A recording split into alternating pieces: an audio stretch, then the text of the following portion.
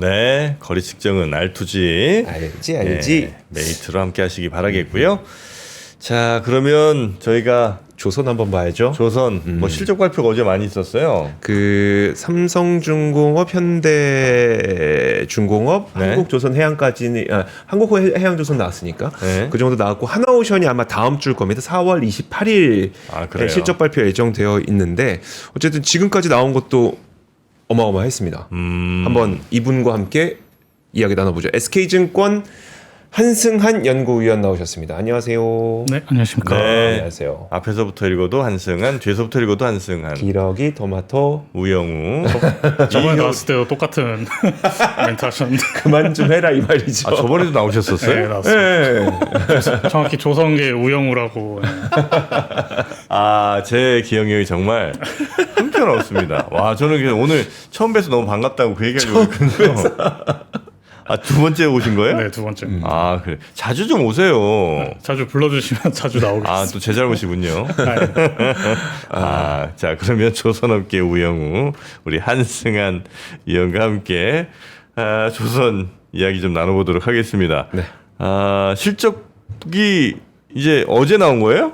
네, 어제 네. 오후 2시부터 이제 HD, 한국조선해양, 그리고 그 아래 자회사인 이제 현대중공업, 현대리포 실적이 나왔다고 보시면 되고, 네. 오후 4시쯤에 이제 삼성중공업 실적이 나왔다고 봐주시면 될 것 같습니다. 전체적으로는 다 잘 나왔어요? 현대는 다 어닝 서프가 나왔고요. 예. 시장 예상치 대비해서 뭐 각각 평균적으로 한 50에서 60% 상회하는 50에서 60? 네, 놀라운 그러니까 실적 전년 기록을 대비가 아니라 예상치 대비. 예상치 대비입니다. 예. 아니, 그러니까 예상도 높았을 텐데. 그러니까 애널리스트들이 실력 없는 거 아닙니까, 그러면? 못 맞춘 제 잘못이죠. 아니, 그 정도 차이가 나면 안 연구위원님하고 컨센하고는 그러니까 연구위원님의 전망하고는 어느 정도 차이 났어요? 저도 시장 예상치랑 뭐 크게 다르진 않았어요. 네. 제 전망치도. 제 추정치를 대폭 상회하는 실적 기록했다고 봐주시면 좋을 것 같아요. 제가 좀 간략하게 좀 말씀드리면 현대중공업의 매출이 28% 높아졌고 영업이익이 1936% 높아졌고요. 한국조선해양은 그 매출이 22.8% 높아졌고 한조해의 영업이익은 436% 높아졌고요.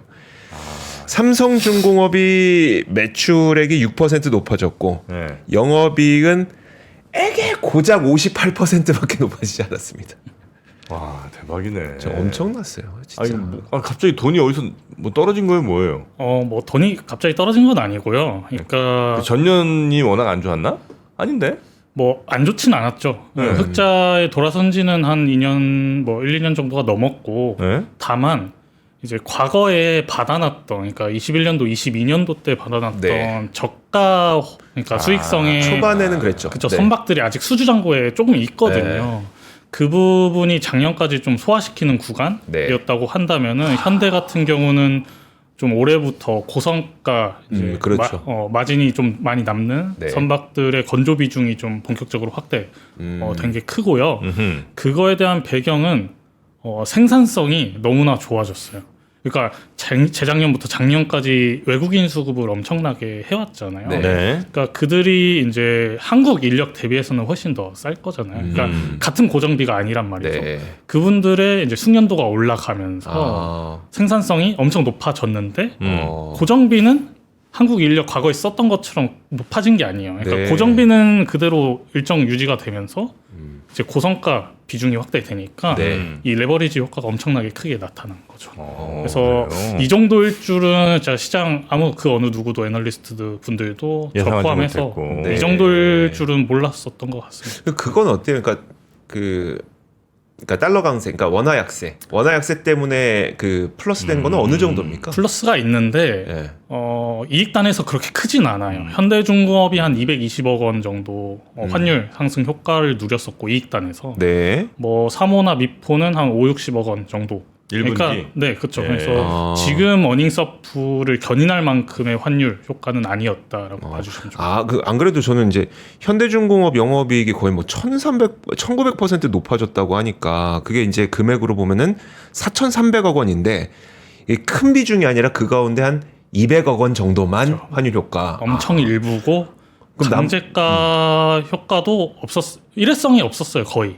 그러니까 해양 플랜트에서 공정 변경으로 인해서 네. 한 140억 원 정도 환입된 건 있어요. 네. 근데 사실 4,300억에서 140억 원이면은 사실 얼마 안 되잖아요. 네. 그러니까 일회성 요인 거의 없이 이런 놀라운, 그러니까 공정 생산성 향상만으로도 네. 이런 놀라운 실적을 기록했다라고 봐주시면 좋을 것 같습니다. 그 작년 후판 협상이 어느 정도로 마무리가 됐었죠? 원래 80만 원 초반대였는데 네. 70만 원 후반대까지 내렸어요.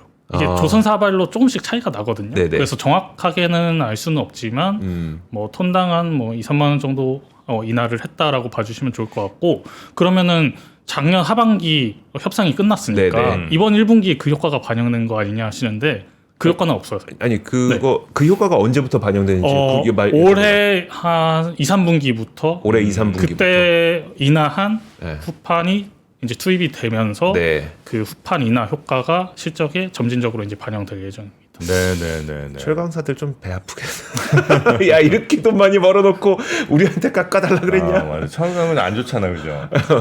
그렇죠. 사실 뭐 아니 근데 공생관계라. 그리고 뭐 저희가 한국산 후판만 사용하는 건 아니잖아요. 그렇죠. 값싼 중국산 후판 가격이 있는데 네. 중국 건설 경기가 워낙 안 좋으니까 네. 철강 재고도 많이 쌓여 있고, 그래서 중국산 후판 가격이 올라가지 않는 이상 국내 철강 업체들이 사실 후판 가격 인상할 명분이 그렇게 크진 않거든요. 그래서 자꾸 낮은 강제가가 유지된다라고 봐주시면 좋을 것 같아요. 이 조선이 보통 이제 이렇게 막 미친 듯이 올랐다 떨어졌다 이런 친구들은 아니잖아요. 한번 가면 이제 쭉 한번 갔다가 빠지면 또 한번 또 끝도 없이 빠지고 뭐 이렇게 가지 않습니까? 분기별로 그럴 수밖에 없는 게 사실 네. 다른 뭐 제조 산업들은 네. 납품 딜리버리 기준이잖아요. 매출이지. 예.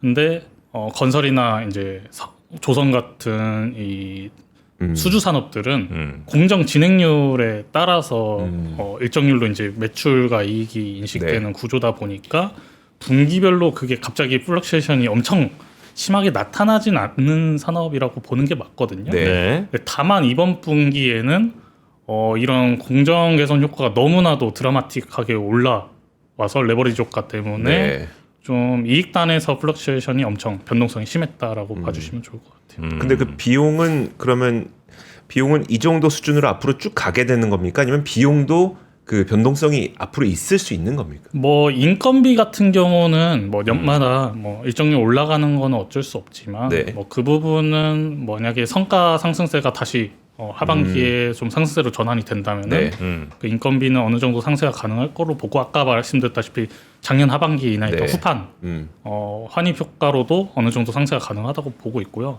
다만 이제 그 이후 좀 중장기적으로 봤을 때 26년, 27년까지 봤을 때 그때 사실 후판 가격이 얼마나 또 올라갈 수 있지, 아니면 그냥 보합세 유지할지, 아니면 환율 효과. 그러니까 고환율일수록 사실 수출이다 보니까 선박이 환입 효과가 엄청 셀 거잖아요.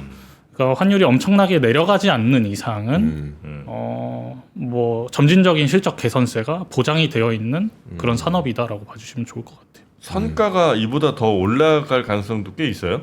그러니까 시장에서 저희가 바라보고 있는 신조성가 지수라는 게 영국의 그 클락슨이라는 그 리서치 업체에서 발표를 하는 건데, 그게 물가 조정이 그러니까 실질이 아닌 명목 지수예요. 아 그래요? 그러니까, 그래서 이거를 미국 CPI로 역조정을 해보면은 지금 레벨이 과거 2차 슈퍼사이클 때랑 같은 레벨이 아니에요. 그러니까 지금 수준이 명목 지수로 보면은 그때랑 거의 비슷한 차이가 별로 안 나는데 고점하고 전고점하고 실질로 나타내면은 조정해 보면은 업사이드가 그때랑 비교해서 한 30% 이상은 남아 있어요. 그러니까 물가 인플레를 조정하면은 아직도 상승 여력은 충분히 남아 있다라고 보고 있고, 다만 신조성가 지수가 작년 하반기 말부터 올해 상반기 지금까지 좀 약세를 보이는 이유는 되게 자연스러운 현상이라고 봐요. 왜냐면은 그동안 되게 조선업 관련해서 노이즈가 많았잖아요. 뭐 미국이 중국 조선업 막 제재를 해주고, 그리고 막 IMO 국제세구에 이제 선박 탄소 부가금 제도가 이제 결정이 나면서 그 수수료를 선사 선주들이 계산에 들어갔거든요. 이제.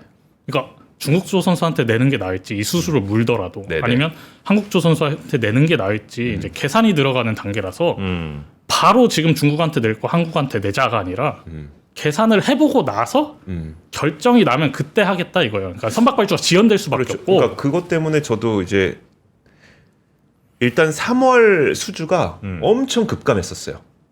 올해 왜냐면 3월에 입항 수수료 관련된 그 굉장히 강력한 방안이 처음 공개됐던 게 2월이었었거든요. 네. 그러고 나니까 다들 이제 눈치 본 거지. 야, 이걸 한다고? 그럼 우리 지금은 당장 주문할 필요가 없는데 3월이 급감을 했어요. 4월에 어느 정도 나왔단 말인데 말씀하셨던 것처럼 계산하는 과정에 들어가면 신규 수주가 높아지는 거는 꽤 시간이 걸릴 수 있겠네요. 맞습니다. 그래서 선박발주가 당연히 지연될 수밖에 없었고 그에 따라서 발주 규모가 사실 줄어들면은 성과도 사실 하향세를 보이는 게 맞거든요. 네. 그래서 상반기는 우리 조선 뭐 글로벌리 봤을 때 선박 발주 규모가 미국 관세 확대 정책도 있고 네. 해서 규모가 줄어들 수밖에 없고 이런 지연세에 따른 성과 좀 하향세가 소폭 일어날 수밖에 없지만 하반기부터는 이 추세가 전환이 되면서 본격적인 발주가 나오면서 그때는 성과 상승 전환을 좀 노려봐도 좋지 않을까라고 네. 전망하고 있습니다. 제가 취재원하고 이제 저도 이 부분을 계속 취재를 해왔으니까 네. 취재원하고 쭉 얘기를 하다 보니까 네.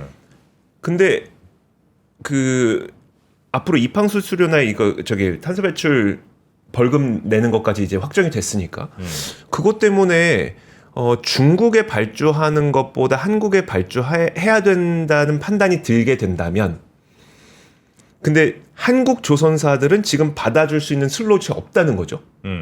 그럼 예약을 걸어야 되는데 그러면 선주 입장에서 내가 원하는 시기에 배를 받기 위해선 한국에 예약을 먼저 걸어야 되는 거고 그럼 선가가 올라가지 않겠느냐라는 네. 이야기들을 좀 했거든요. 좀 논리적으로 맞는 얘기일까요? 맞고요. 글로벌 지금 수주잔고 레벨이라고 예. 하죠. 몇 년치가 쌓여 있나. 그러니까 네. 지금 발주를 내도 만약에 수주잔고 레벨이 3년치다. 그러면은 빨라봤자 3년 뒤에 인도받을 수 있거든요. 그렇죠. 선주가. 네. 근데 글로벌 지금 수주잔고 레벨이 3.7, 8년치 돼요.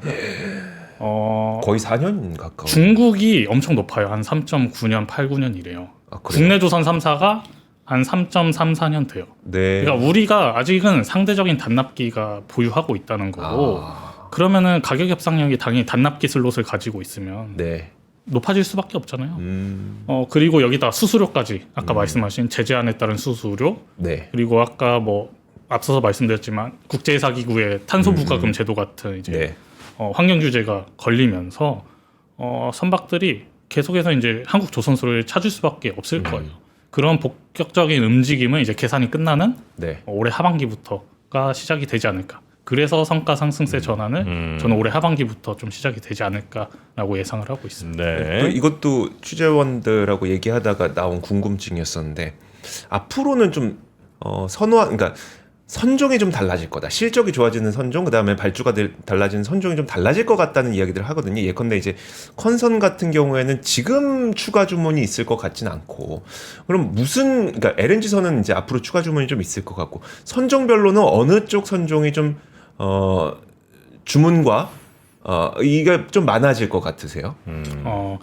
지금 LNG 투자를 북미 쪽 특히나 네. 이제 미국 쪽에서 엄청 하고 있잖아요. 바이든 행정부 때 잠정 수출 중단을 했었던 LNG 프로젝트들을 네. 다 승인 재개시키면서 그러니까 기본 설계 피드 단계에 있던 LNG 에카 프로젝트들이 네. 지금 FID로 넘어갈 가능성이 점진적으로 높아지고 있거든요. FID로 넘어가는 순간 최종 투자 결정이라고 FID가 뭐죠? 파이널 인베스트먼트 디시전이라고 해서 네네. 최종 투자 결정입니다. 네. 그래서 이게 되면은 LNG 운반선 발주를 할 수 있어요.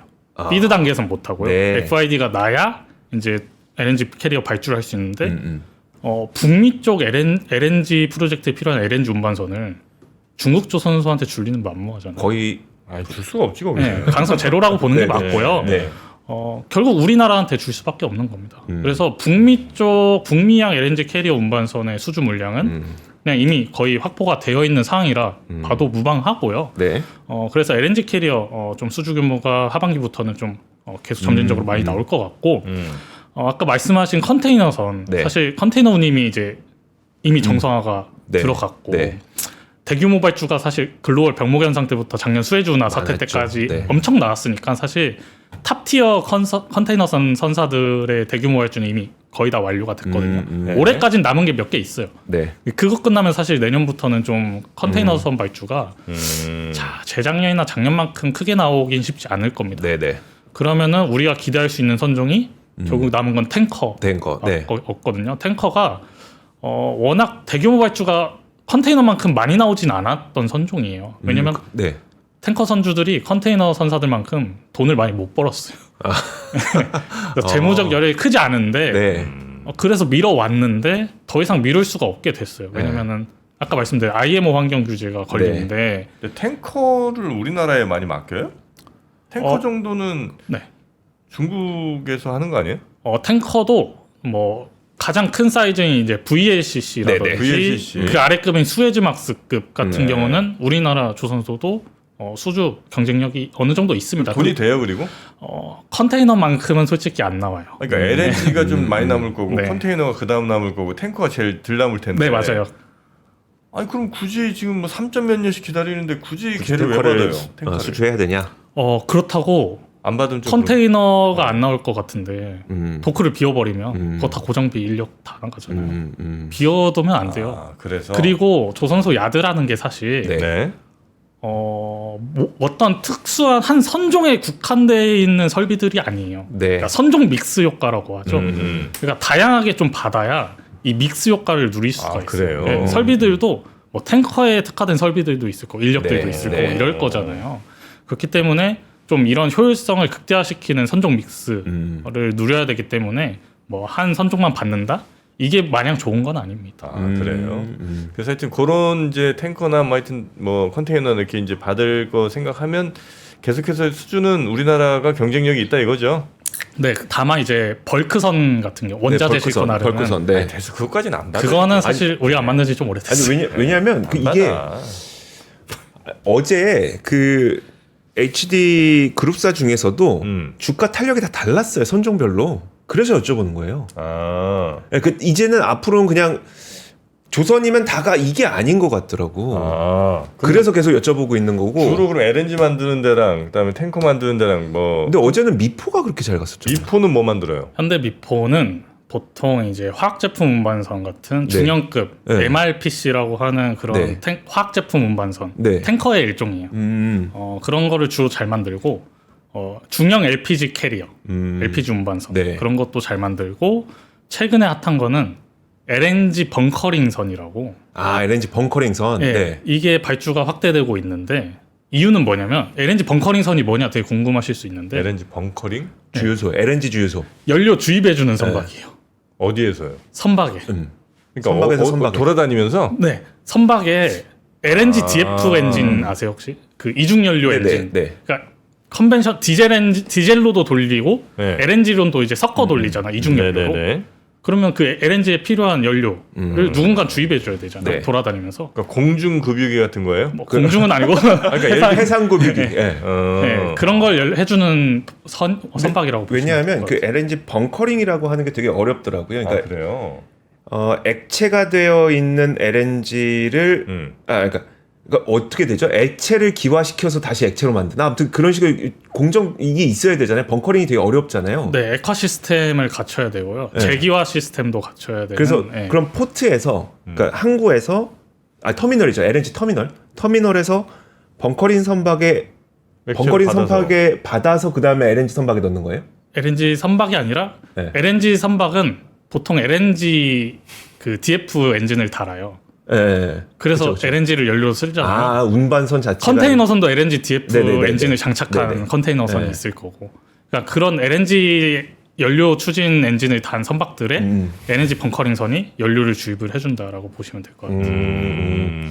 그래서 이제 그 LNG 벙커링 선박을 잘 하기 때문에 기대감이 높은 겁니다. 잘한다기보다는 네. 사실 중국의 몇몇 작은 조선사들이 이거를 할 수 있어요, 충분히.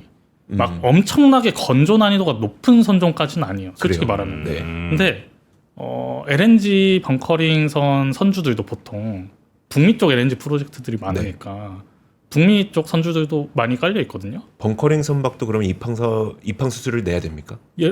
그럴 경우도 당연히 생길 거고요. 네네. 예를 들어서 최근에 어떤 사례가 있었냐면 쉐보론 있잖아요. 네. 쉐보론이 원래 LNG 벙커링선을 중국 조선소한테 두 척 내려고 했다가 발주를 중단시켰어요. 네. 그러면 선택지는 한국에서도 네. 현대 미포밖에 네. 없거든요.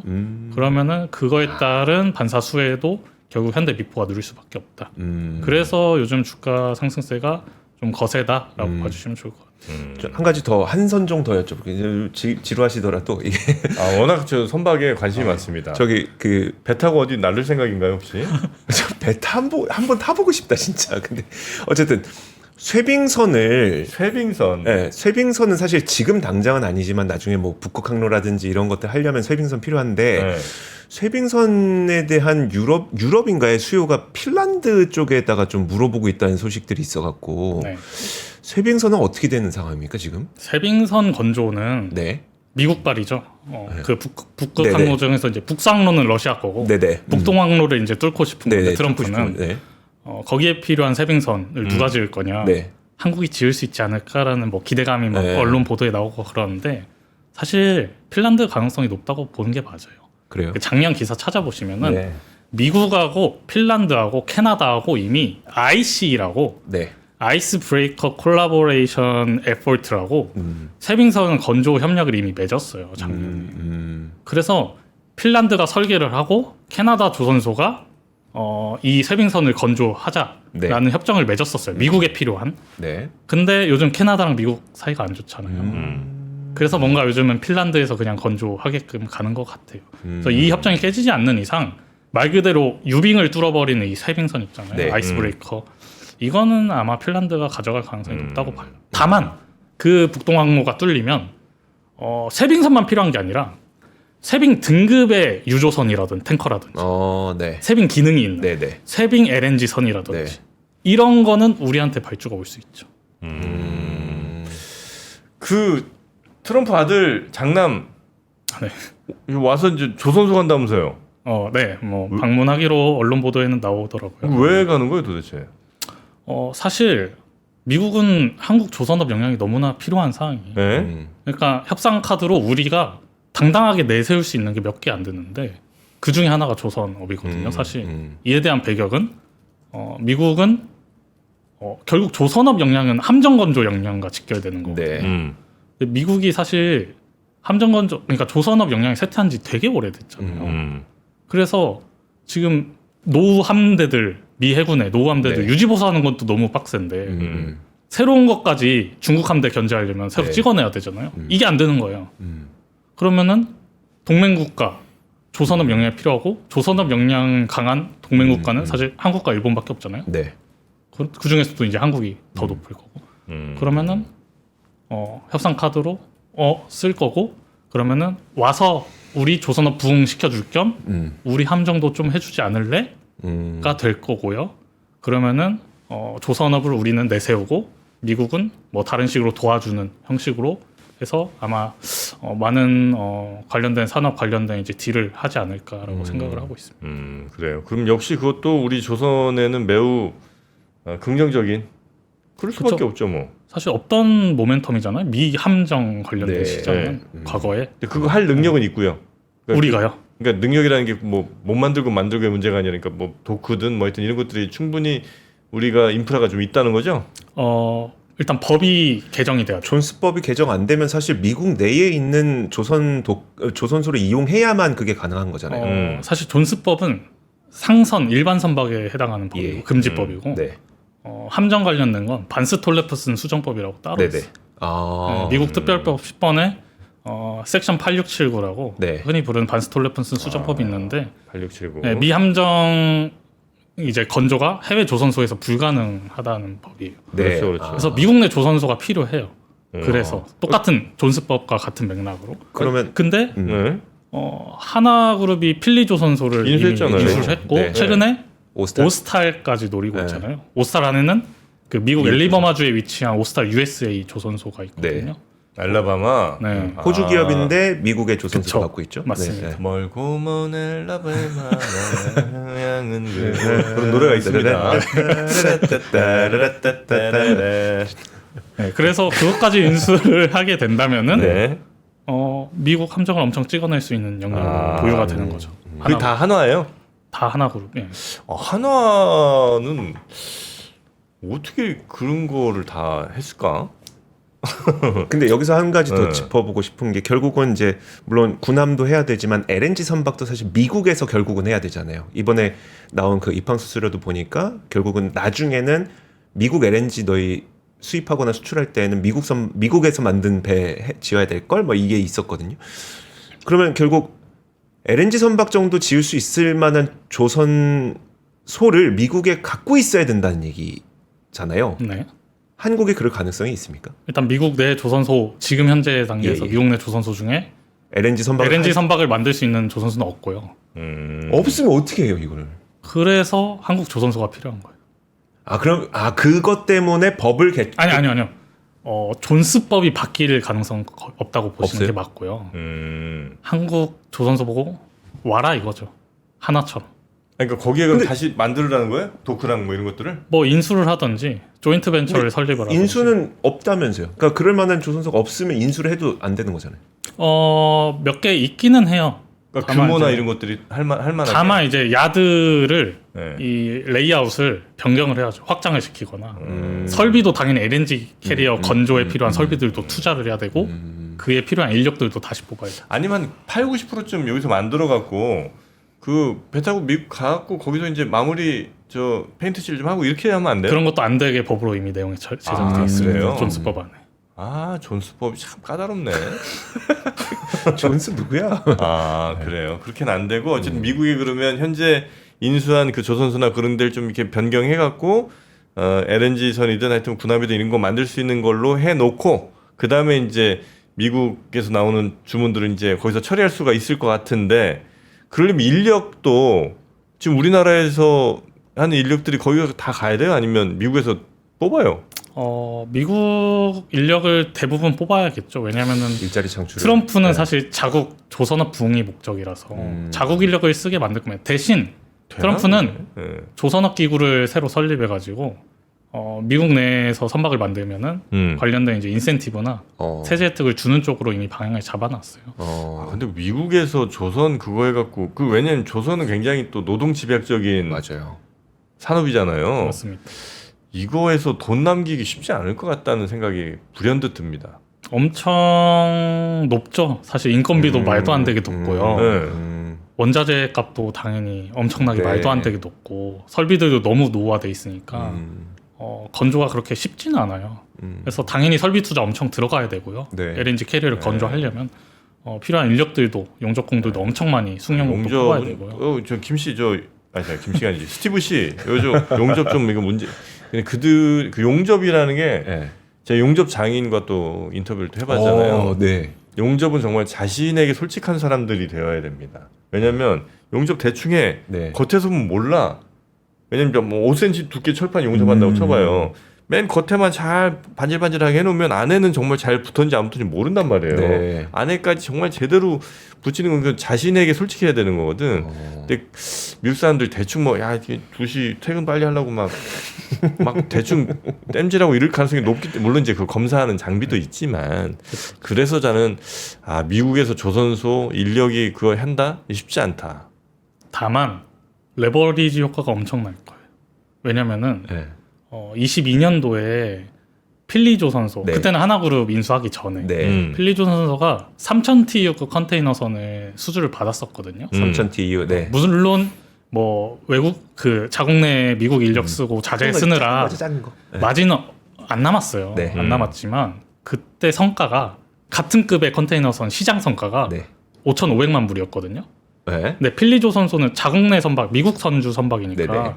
되게 비싸게 받았겠죠. 음. 그때 가격이 얼마를 받았냐면 3억 3천만 불에 받았어요. 아. 그러니까 시장 성가보다 6배를 높게 받았어요. 미쳤네 미쳤어. LNG 운반선보다 비싸요. 우리 1억, 그러니까 우리 2천억이다. 우리 만약에 그냥 대충 2천억이다. 그럼 6배 높이면 얼마입니까? 1조 2천억. 네, 그렇죠. 자, 미국에서 짓는 LNG 운반선은 1조 2천억짜리입니다. 그래서 그때는 마진이 안 남았겠지만 네네. 만약 하나그룹이 네. 설비 투자하고 인력 수급 마치고 해서 거기서 5% 마진만 남겨 먹어도 세제 혜택 받고 인센티브 받아서 네. 그러면 우리 조선소에서 짓는 걸로 따지면 6배 레버리지니까 30% 마진이에요. 레벨이 달라질 수 있겠네. 그거를 좀 볼 수 있다 이거죠. 네. 알겠습니다. 이 조선 얘기도 재밌는데 네. 또 시간은 또 우리 장이 시작할 시간이라 오늘은 또 여기서 마무리 좀 해야 될 것 같습니다. 여튼 조선은 미래가 앞으로도 꽤 밝다. 네, 맞습니다. 앞으로 몇 년, 한 5년, 10년? 뭐 10년까지는 전망하는 거는 솔직히 무리고요. 5년? 앞으로 최소한 2, 3년 동안 2, 3년 정도는? 네, 네. 계속 좋은 그림 이어가 나갈 것 같습니다. 알겠습니다. 자, 그러면 오늘 조선 이야기는 이 정도로 좀 마무리를 하도록 할까요? 네, 그러시죠.